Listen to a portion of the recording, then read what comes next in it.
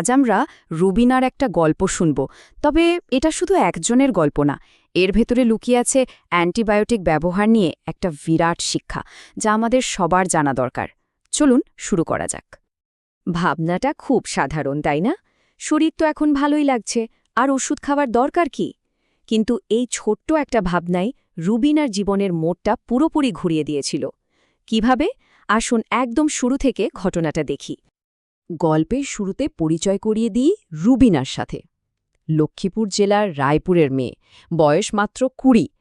তো ওর হলোটা কি? একদিন হঠাৎ করেই ঠান্ডা জ্বর, সাথে কানে ভীষণ ব্যথা আর গলাটাও ফুলে গেল। তো ও আর দেরি না করে চলে গেল স্থানীয় এক ক্লিনিকে।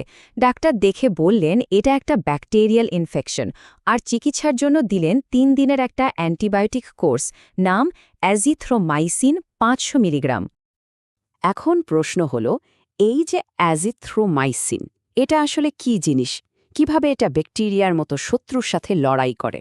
চলুন ব্যাপারটা একটু সহজ করে জেনে নেওয়া যাক। দেখুন, অ্যাজিথ্রোমাইসিন কিন্তু বেশ কাজের একটা অ্যান্টিবায়োটিক। গলার ইনফেকশন, নিউমোনিয়া, কানের ব্যথা, এমনকি চামড়ার ফোড়ার মতো অনেক ব্যাকটেরিয়াজনিত অসুখে এটা দারুণ কাজ করে।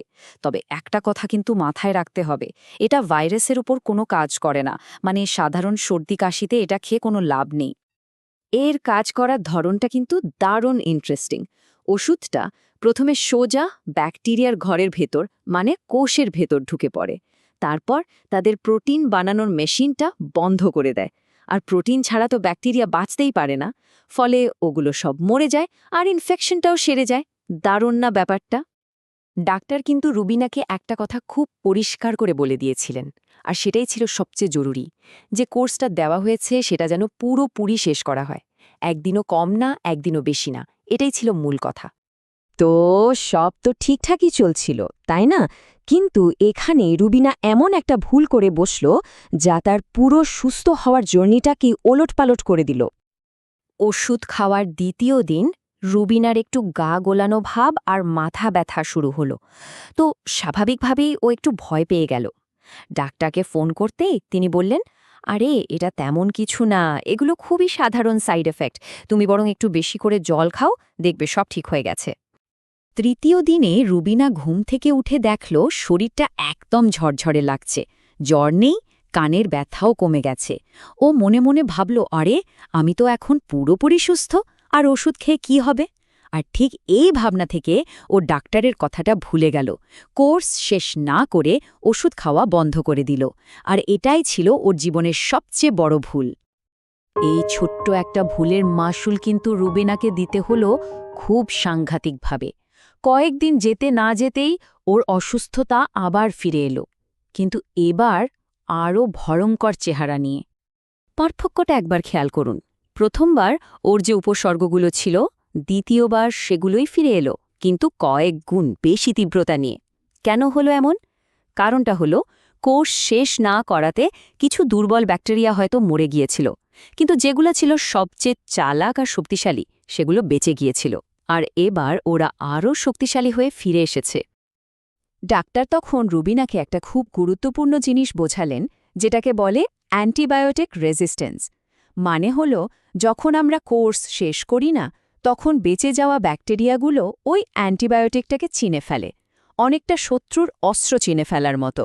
এরপর ওরা নিজেদের এমনভাবে বদলে ফেলে যে ওই একই ওষুধ দিয়ে ওদের আর কাবু করা যায় না। রুবিনার এই গল্পটা কিন্তু শুধু ওর একার গল্প নয়। এই ভুলের মধ্যে আমাদের সবার জন্য, হ্যাঁ সবার জন্য একটা বড় শিক্ষা আছে। এই যেমন ধরুন অ্যাজিথ্রোমাইসিন, এটা কিন্তু সবার জন্য নয়। বিশেষ করে গর্ভবতী নারী বা যারা বাচ্চাকে দুধ খাওয়ান, যাদের লিভার বা কিডনির সমস্যা আছে, অথবা যারা অন্য কোনো ওষুধ খাচ্ছেন, যেমন হার্টের ওষুধ, তাদের ক্ষেত্রে খুব সাবধান থাকতে হয়। তাই ডাক্তারকে নিজের সব শারীরিক অবস্থার কথা খুলে বলাটা ভীষণ জরুরি। শুধু ওষুধ খাওয়াটাই সব না, ওটা ঠিকঠাক মতো রাখাও কিন্তু জরুরি। সব সময় ঠান্ডা, শুকনো জায়গায় রাখতে হবে, যেখানে সরাসরি রোদ লাগে না। আর হ্যাঁ, কেনার সময় বা খাওয়ার আগে এক্সপায়ারি ডেটটা অবশ্যই দেখে নিতে হবে। মেয়াদ পেরিয়ে গেলে ওষুধের গুণ তো থাকেই না, উল্টে ক্ষতি হতে পারে।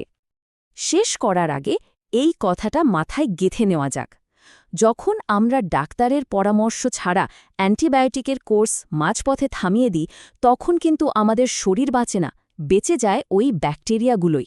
আর ওরা ফিরে আসে আরও শক্তিশালী হয়ে। তাই নিজের ভালোর জন্য আর সবার ভালোর জন্য ডাক্তারের দেওয়া অ্যান্টিবায়োটিকের কোর্সটা সবসময় পুরোপুরি শেষ করা উচিত।